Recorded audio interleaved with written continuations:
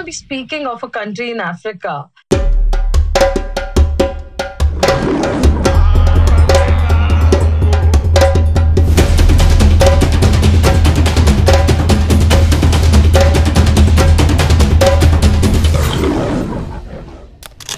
What is special is the tree climbing lions of Lake Manyara. These same wildebeest and zebra are coming back. Some of them die. Are we really going to climb this wall? There are 7 routes that you can take to climb Mount Kili, though the moments at the top, at the summit, are very fleeting. Africa once is never enough, you know. It is not a once-in-a-lifetime destination. It is a lifetime of destinations. It's all about timing your holiday, right? Yeah, we shouldn't give out everything because we want people to go there and see it for themselves.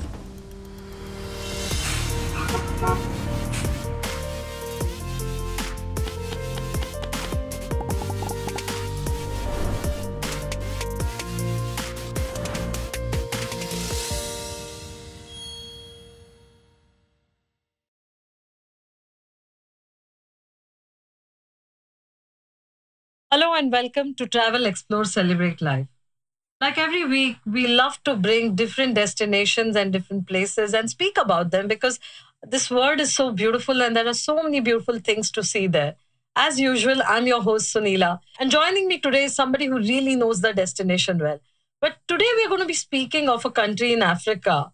And it's so special because it has Africa's highest point and also has Africa's lowest point. We're talking of Mount Kilimanjaro at a height of 5,895 meters and also Lake Tanganyika, which is the lowest point. And in between these 2 points, there is so much natural beauty, so much diversity, cultures, history, just so much to see out there. And of course, animals. So we're going to be speaking about Tanzania. And who better to speak about this than an Africa specialist? I call her the Queen of Africa. But she is also a very good friend of mine. I would love to welcome Renuka Nathu of Renuka Nathu Travel Relations. Welcome, Renuka. Thank you so much, Sunila, for having me on this show.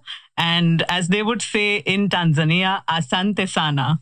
Asante Sana for being here, Renuka. We also share a very special bond. I know you have been to Tanzania more than like 8, 9 times, probably 10 times in the last 10, 15 years. That's right. Is that right? Yes. Yeah.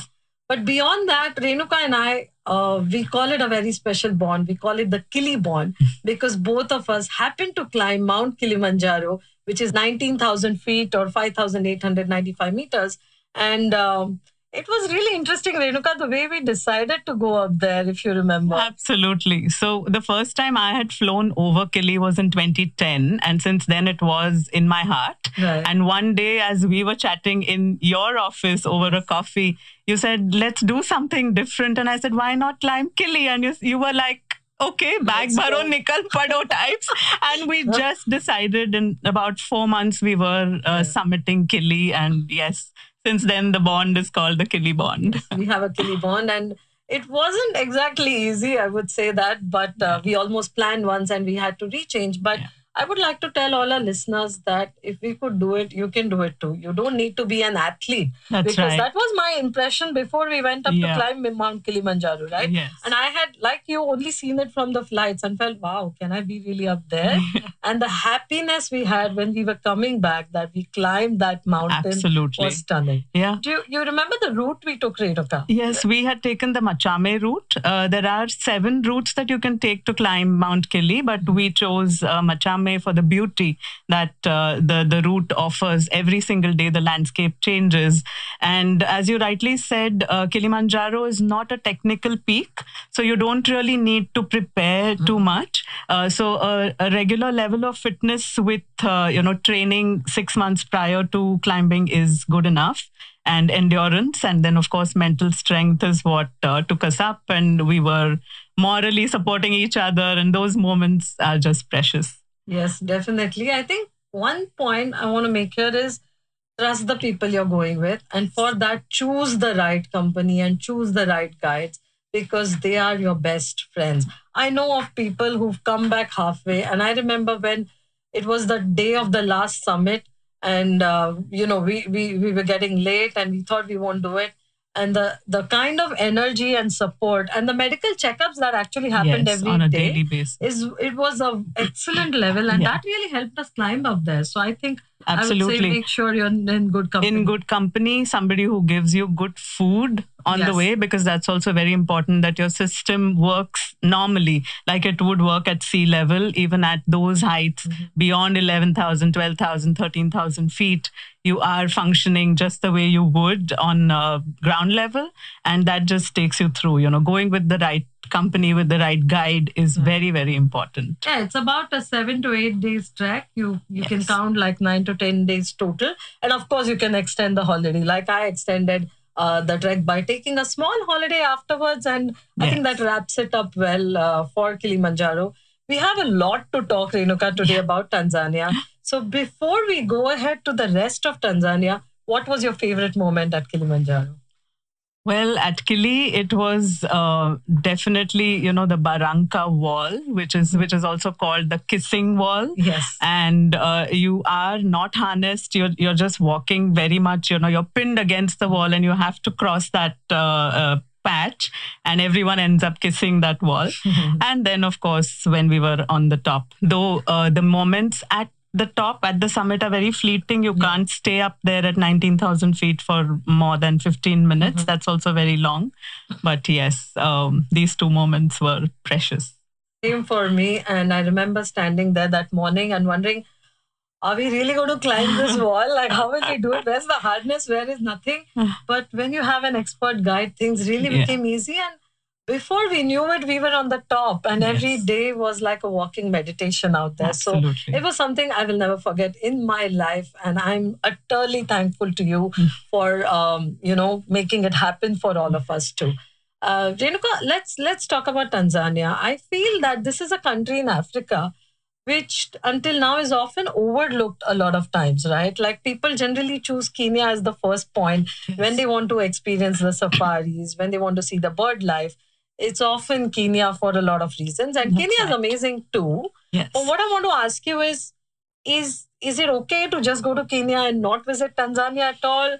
Should you visit one after the other? Is there an order? Should you visit both together?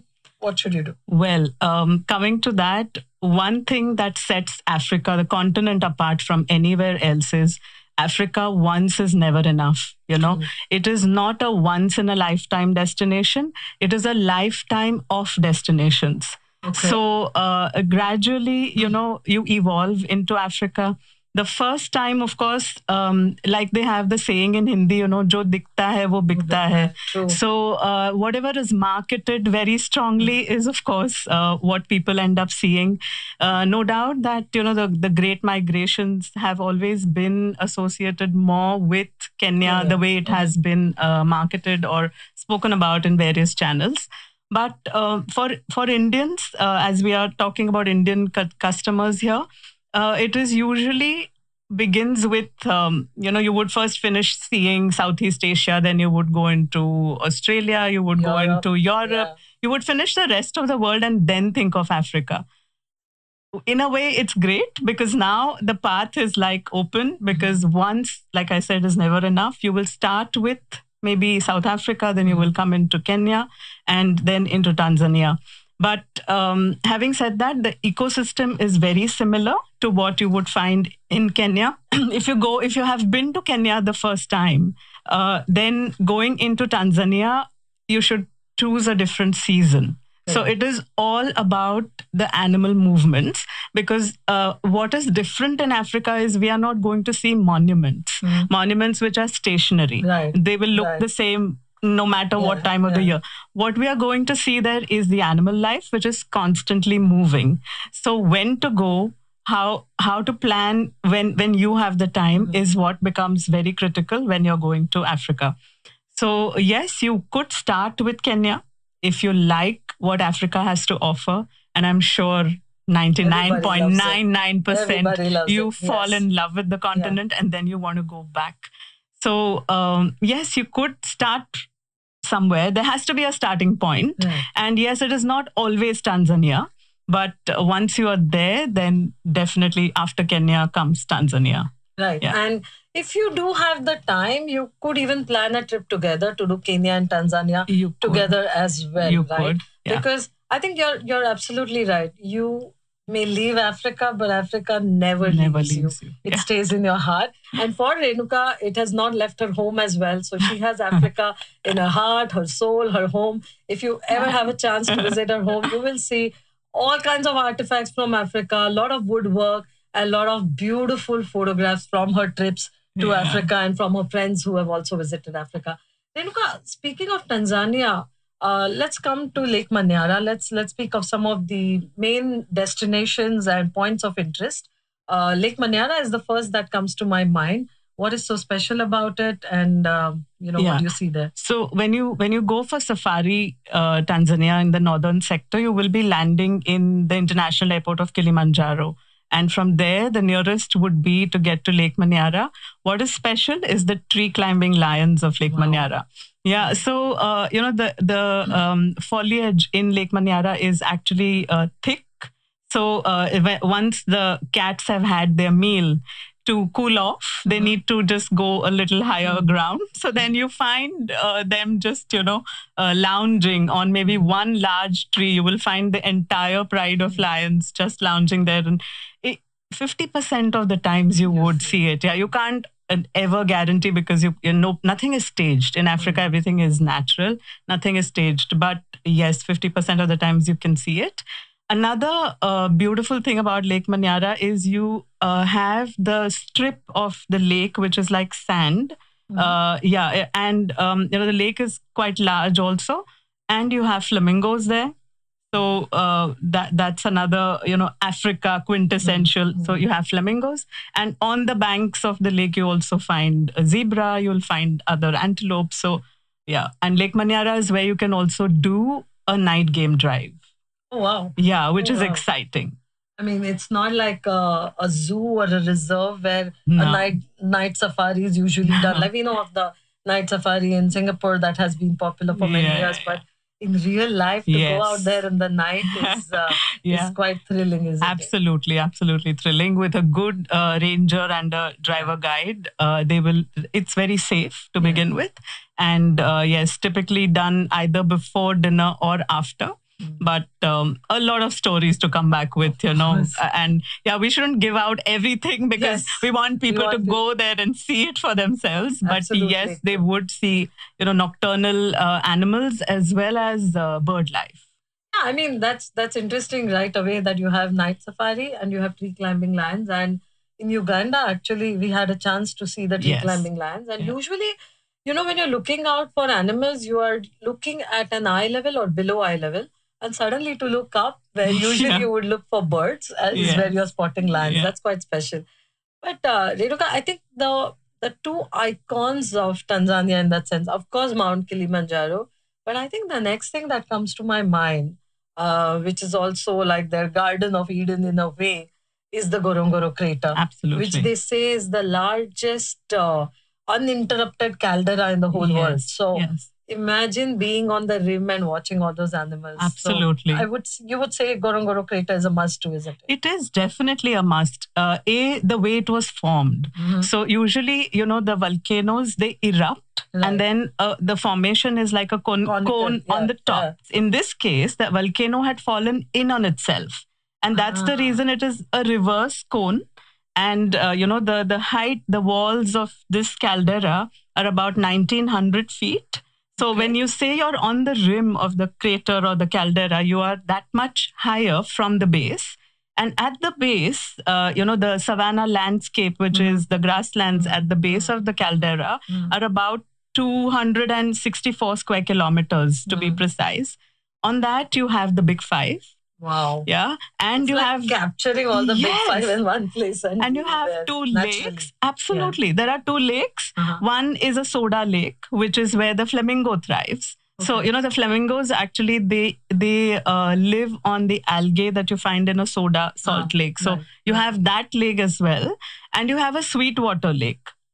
So, which is where you will have the pelicans and the hornbills and you have hippos. And I mean, you just have everything there, and we can do really nice picnic lunches at the base of the caldera, and definitely the lion staring at you. Why not? Okay. So it can actually happen that you may plan a picnic lunch, and it is planned on so there are little picnic areas, and on a hot day you might just find a pride of lion just sleeping where you are supposed to be eating, because they are slightly covered. You'll have umbrellas, to sit under, and they just live in the shade then that was meant for you. But yeah, that happens, and then you will sit in your vehicle and eat watching them. So yeah, it's very first natural. Right goes to the lions anyways. Absolutely, it is their home.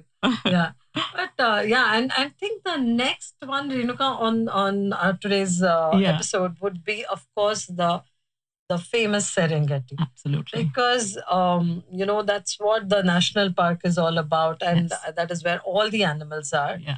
Very often, I think people are choosing, is it the Mara or the Serengeti? Where do I go? But actually, they are the same, aren't they? It's called Mara in Kenya and Serengeti in Tanzania. That's right. And Tanzania, in fact, has a bigger share of the land. Yes. Right? Yeah. So the Serengeti in the local language means the endless plains. And literally, when you're in the Serengeti, as far as you can see, you only see the savanna the grasslands. Mm-hmm. So as you rightly said, yes, the Mara and the Serengeti are part of the same ecosystem, only divided by a political border, which restricts us mere humans because we need the documentation. Mm-hmm. But the animals can just move freely. And coming to the size, the Mara is 1,510 square kilometers. And the Serengeti is 14,763 square kilometers. So, if you imagine a cone of an ice cream, the cone is Serengeti, and just the dollop of ice cream. That's the Mara.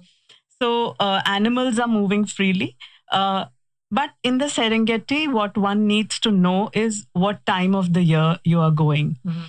Because in fact, now getting into June, July will be the migration, and that's really popular. But that's right. I was just wondering, you said the right time, and I'll let you continue on that. But obviously, the animals are somewhere throughout the rest of the year, right? Yes. So I guess timing it right is when you get to see the maximum hordes of the animals, right? Correct. So the only migrating species are the zebra and the wildebeest. Right. All other animals are territorial, and they will always be there. So the predators, so the prides of lion. So just to digress a bit, on my first safari ever in East Africa, we had started driving from Ngorongoro and drove into Serengeti. And on the first day, by the time we finished the day, we had counted 69 lions. Wow. And that was like, so you see prides after prides, and that's what, Serengeti is all about. Coming back to where to find the animals, the predators don't move. They are all territorial. So you will find the leopard, the cheetah, and the lions always. And you also have, a lot of other antelope. There are the Thompson gazelles, there are the impalas, and you have topis, innumerable. So those are also territorial. So the moving two are the zebra and the wildebeest. Yeah. And they move for water. So it all depends upon how it is raining where, and accordingly they will continue. So throughout the year, they are moving. Right. And there are reasons, again, while we speak now, yes, they are moving upward to the north because the water, they're going towards the Mara, and mid-June onwards, they should be. There's no date that you can set to the migrations, but yes, by mid-June, they should start entering the Masai Mara. And they will be in the Mara for about until, say, mid-September. But having said that, all don't migrate. Okay. So if there are 2 million, 3/4 might cross over and go into Kenya, into the Masai Mara, but the rest remain because there's enough food for them to eat. They don't care, where they are eating so long as they have food. And what happens during this season, why everybody wants to even push into going into Kenya, is that there is a huge concentration of these wildebeest and zebra. And then having said that, the predators are non-migratory. They are all territorial. So there's like a lot of food. Yeah. And then these same wildebeest and zebra are coming back. Some of them die, because it's not an easy journey for them to walk either. Right. So some of them die during the entire It's migratory like that part. pilgrimage or something. Yeah, it's like no? an Yeah. annual Yeah. pilgrimage. And then when they come back, they are coming back into the Serengeti again from mid-September, October, November, December, Jan and Feb again in southern Serengeti is when they are giving birth. Oh. And you know, Sunila, everything, like even for us humans, what we eat is defined by where we live, right? Right. So in India, if we live by the coast, you will end up eating fish and Right. coconut. Yeah. And if you're living in the ghats, you know, in the plateau, you'll be eating groundnuts more. So it's similar. So why do these wildebeest and zebra go down to give birth?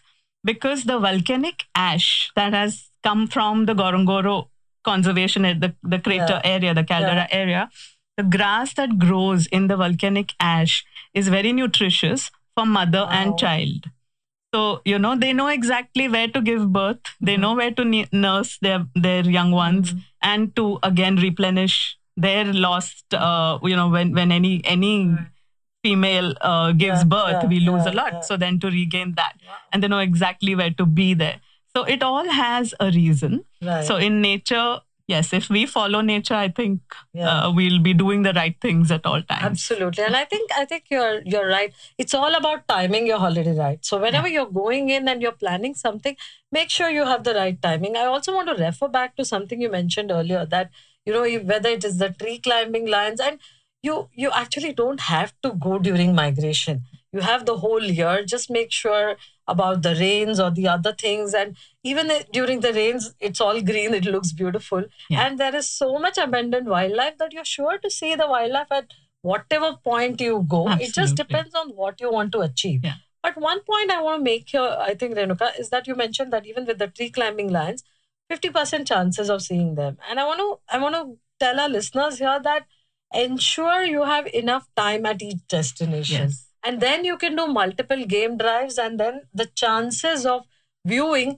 really go up. Yes. Because otherwise, if you're there just for one night or something, it doesn't make sense. You get Not at maybe all. 1 or 2 game drives, the safaris, and then you move on. So ensuring you have enough time will go a long way. Definitely. And like you said, the Serengeti is huge. So it depends on where you stay and what you do. Renuka, you remember after we finished Kilimanjaro and then we took a stop at Arusha, and both of us are so fond of coffee. And I think for me, Arusha was a magical place where, one, we rested after our big hike. So that's why it was quite special.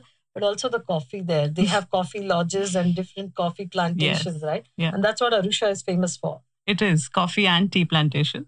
And it's the weather is just perfect for these two. And of course, it was a colonized country. So the British have actually taken tea everywhere. And coffee was discovered in Ethiopia and it went everywhere else as well. So definitely coffee and tea is something that you bring back from Africa. And as you were speaking, I could just, in my mind, smell the African coffee also. Yes. It is something to savor, definitely for coffee lovers. Yeah, for a coffee snob, it's really good to show off that my coffee comes from, Arusha or comes from Ethiopia. I have only African coffee. That it always sounds good, but it tastes good as well. You mentioned bringing back coffee. So while we are on this topic, what other souvenirs can you bring back from there? Is there something you should buy? So you're buying local? Because I think all of us want to do that today, is buy local and not buy things made elsewhere in the world. Absolutely. So there is one kind of painting that happens in Africa, in Tanzania. Okay. It is called Tinga Tinga. And you would have seen, those figurines and the bright colors and the sunrises and the sunsets and those vistas. So that's all called Tinga Tinga. It is actually created in one huge workshop in Dar es Salaam. Okay. And from there, of course, it is sent, you find these local artisans making different paintings per day. They will have like a target of doing 3 or 4 beautifully, day after day, with the same passion. They are creating these paintings. And of course, they are replicated by other artists in the rest of Africa. So Tinga Tinga paintings is something that one can bring back. And a wooden, local wood artifacts also, where you find animal figurines or the Maasai, the tribal figurines and a few leather things as well. You get some really nice footwear in with beads and the cowhide and some bags. So yeah, these are the things that so you can there are actually. quite a few things that you can actually Yes. pick up, And which are made there. yes, and for those who are into jewelry, the Tanzanite. Oh yes, of Yeah, course. the diamond, the Tanzanite. It's a country that is rich in Tanzanite, and Yes. then Tanzanite jewelry Yeah. is something quite popular, and you can bring it back. Along with the parks, there is this stark contrast in Tanzania, and which is the island of Zanzibar.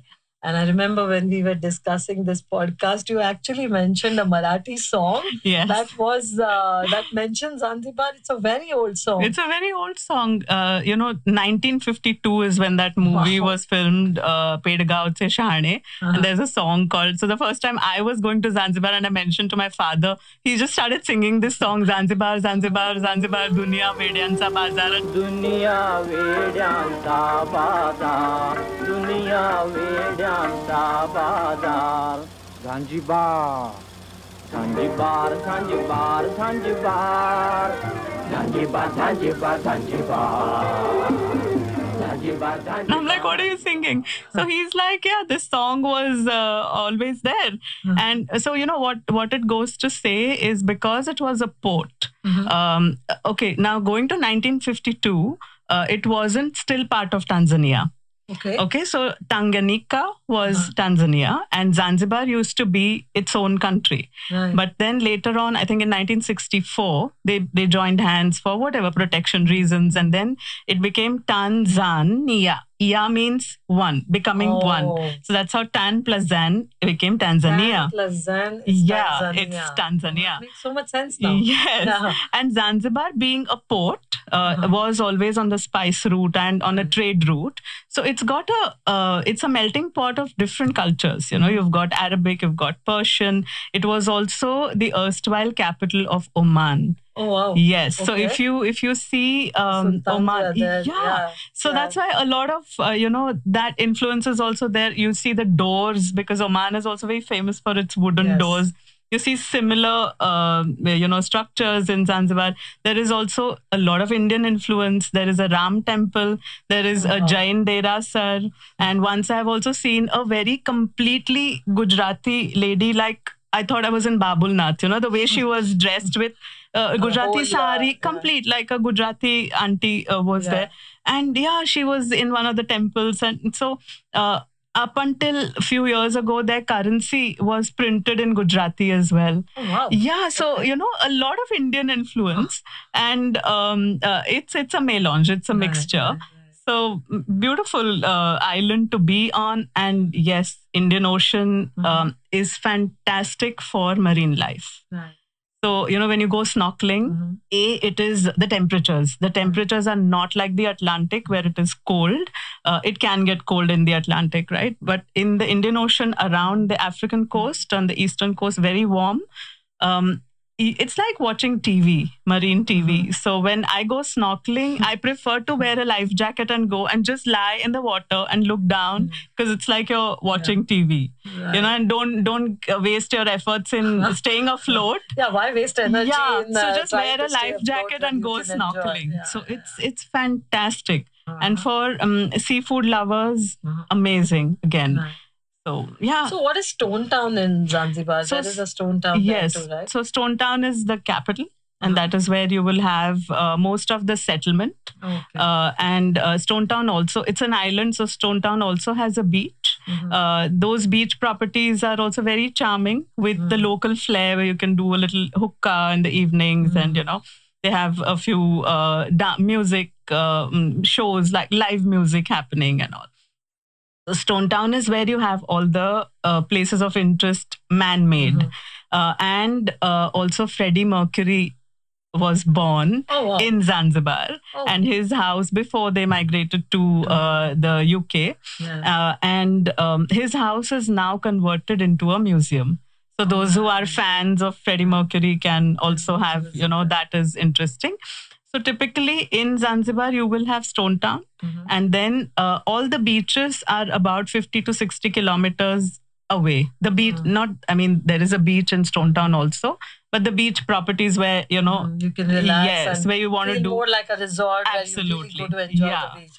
So Yeah. you come into Zanzibar, you maybe stay a couple of nights in Stone Town if you like culture, if you Right. want to Or immerse in the maybe mix culture. it up. Do Yeah. both, like stay on Yes. the beach and then enjoy go the into culture the as well. beach and just relax and unwind. And, Yeah, you know, Renuka, as you're saying, it comes to me that this is the perfect bush and beach kind of Absolutely. a holiday. So you enjoy the bush, the Mara, the Serengeti. In Tanzania, you have the Ngorongoro. So you do your game drives there and then go and relax on the beach. So you have Yeah. a perfect bush and beach kind of a holiday. Absolutely. And recently, a lot of the romantic holidays or people looking for honeymoons and other things would be looking at these things. But there are quite a few special things to do in the Serengeti as well, right? Like can you Yes. go hot air ballooning or other things? Absolutely. Yeah. You can do hot air ballooning over the Serengeti. Yeah, then we can do, you know, very personalized things like you can have a bush dinner, which is set away from the property. You can do bush breakfast. You can carry picnic lunches. And just coming to the accommodation types, you know, one must know that there are two kinds of accommodations available in most parts of Africa. One will be the lodge. Right. Now, the lodge doesn't mean a lodge like what we call a lodge in India. Right. Lodges It has a very different yes, connotation it has, there. yes. Yeah. So lodges are built-up structures and they are permanent structures. They could have anywhere between, 15 to 70 rooms also. Okay. Yeah, some in the Mara have close to 100. Like one, I would say, has that many. And the second is the tented accommodation. So in the tented accommodation also, there are some permanent and there are some mobile. So the mobile, typically in the Serengeti, they move not along with the migration, but when the migrating herds are in southern Serengeti, you would have that accommodation set up there. Then they take a 2-month gap to transport everything. It's like a moving hotel. in a way, Yes, it's right? Yeah. every little thing is numbered and it is transported to the location where the wildebeest and zebra are going to be next. So typically between southern and northern Serengeti, there are some camps that move. Right. So they'll be here for 4 months and they'll be there for 4-6 months or whatever. Each camp has their own story. Renuka, one of the things that many people often feel is that safaris are expensive holidays, and that is a feedback I do get. Of course, there's an option and a choice of different kinds of accommodation. But would you say it's expensive, really? I like to use the word value because the value that you get, you will not know unless you go there. And a safari is always all-inclusive. All your meals, breakfast, lunch, dinner, many properties will also give you a high tea. The higher categories that you go for in your accommodation, you will also have your spirits included. So local wines, local beers, and local spirits are going to be included. Some also include laundry, because the longer you stay, you're not allowed more than 15 kgs if you're doing flying safaris, So then laundry is also included. So it's an all-inclusive. You don't have to touch your wallet only for tipping, unless you're tipping. So that is what makes a safari look expensive. And of course, a lot of what we pay also goes into conservation. Okay. We are going there for the animals. And like I told you, there is, you can't grow anything there. You can't decompose anything there. Everything has to go out of the national park. So yes, towards conservation, also a lot of money from what we pay goes there. So that's a feel good that, we are, and because the animals are there, we are going there. So I think that makes it a fabulous family destination as well, because when you're traveling with, children, and you're traveling with a bigger family, multi-generational families, as often Indians do, there's a lot of time or energy that goes into even deciding what to eat and the restaurant. So it's amazing knowing that everything is looked after and everything is already paid for. Yeah. Which also brings me to one more point, which is that, is there any luggage restriction? Like when you're going into a safari, very often we are told carry soft bags with you and not hard bags. And why is that? So if you're doing a complete road safari, your vehicle is a 4-wheel drive Land Cruiser, you do have enough, 6-seater vehicles. You do have space for luggage, but not for hard tops, not like Right. what we'll carry to the US. Right. So even Or if a you're city flying, life, or for yeah. cities, even if you're flying business or first, and you may be allowed like 70 kgs, but when in a safari, don't exceed maximum 20. And it has to be, if you're doing a road safari, the luggage has to be stackable.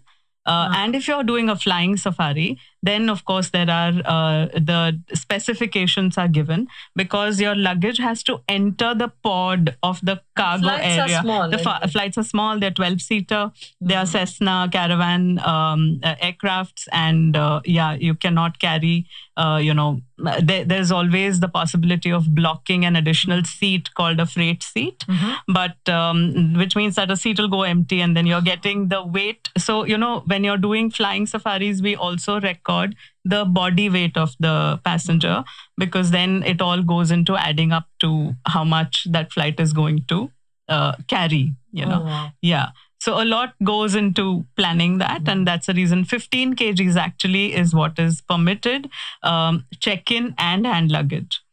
So you have to plan well. You have to be okay to laundry clothes. Yeah. Right. Yeah. So, we've spoken of a lot of the places in Tanzania. What's the best way? You mentioned about the camps that are moving. Yeah. But when we are planning, should we fly? Should we fly from Kilimanjaro when you get in there into the Serengeti? Or can I do it by road as well, right? Yeah. And then probably you see animals on the way when you're driving. Maybe. Yeah. So, sure, it should ideally be a combination of road and the flight.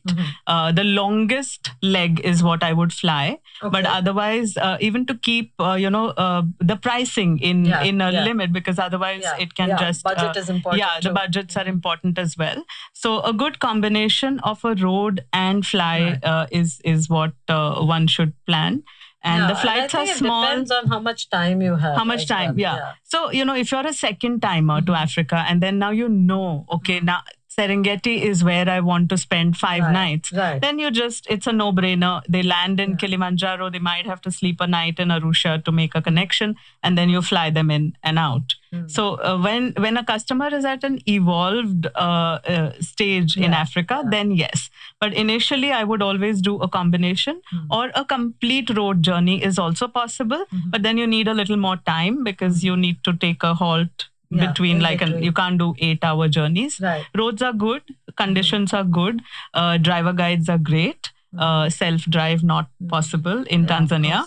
You don't want to be driving there. Yeah. So coming then to the point that becomes very important, to have a trusted ground operator who will, do an end-to-end for you, so that you don't get lost and you enjoy your holiday. Yeah, absolutely. Because if you're reaching there by a flight that goes in the evening or the afternoon, you cannot travel on that day. You have to stay there and then travel the next day, because nowhere in the national parks will you drive in the night or once it becomes dark. So there are quite a lot of precautions that have to be taken.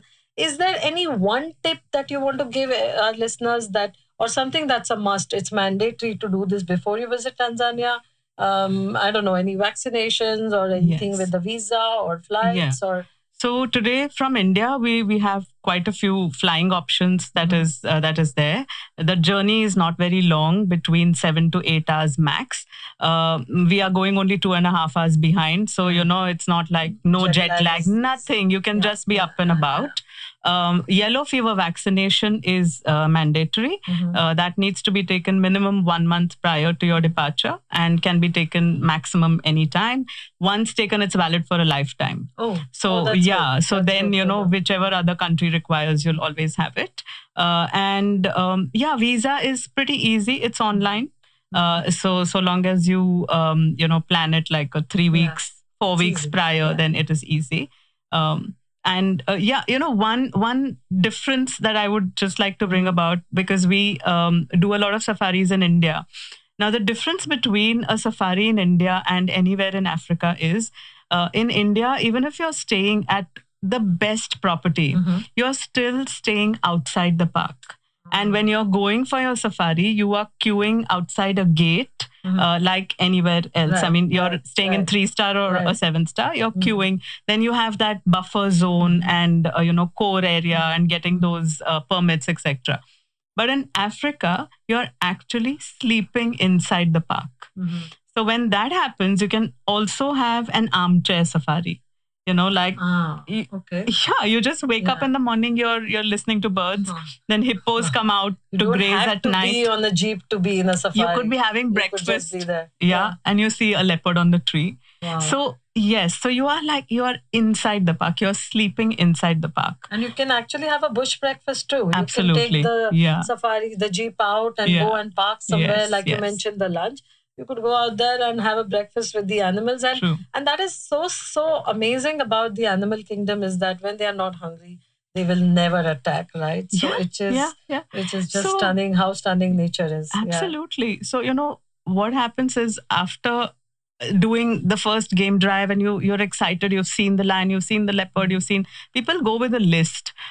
I would rather not go with a list.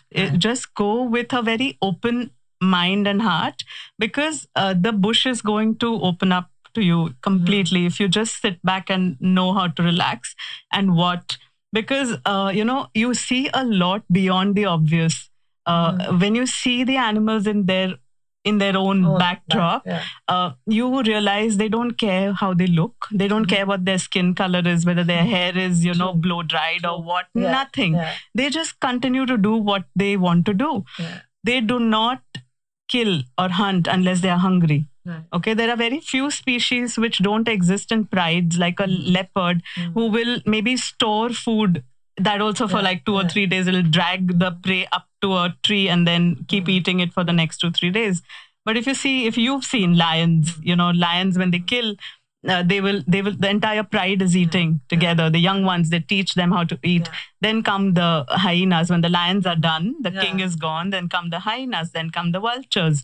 And then all you see by day 3 is feeds everybody. Yes. Yeah. And it's all gone. So there's nothing decaying. Right. Everything is just there the way it should be. There is no refrigerator where, we are stuffing things because what if I don't go out tomorrow? As nature intended it to be. Absolutely. So the lessons that touch you and teach you beyond the obvious is what Africa is all about, And I think I want to stop you there and take you up on this lesson itself, because most of us, when we travel now, we want to be responsible tourists. Yes. We want to be part of what is known as responsible tourism, that we don't go and disturb the ecology or the ecosystem there. So do you have any tips for Tanzania? Because I remember someone came to me and asked me, should I book this one tour? And when I looked at the tour description, I said, I don't think you should be doing this where an animal is chained and you're walking the animal or something. It just didn't make sense to me. Yeah. So is there something, Renuka, that you want to leave our listeners with, that what can you do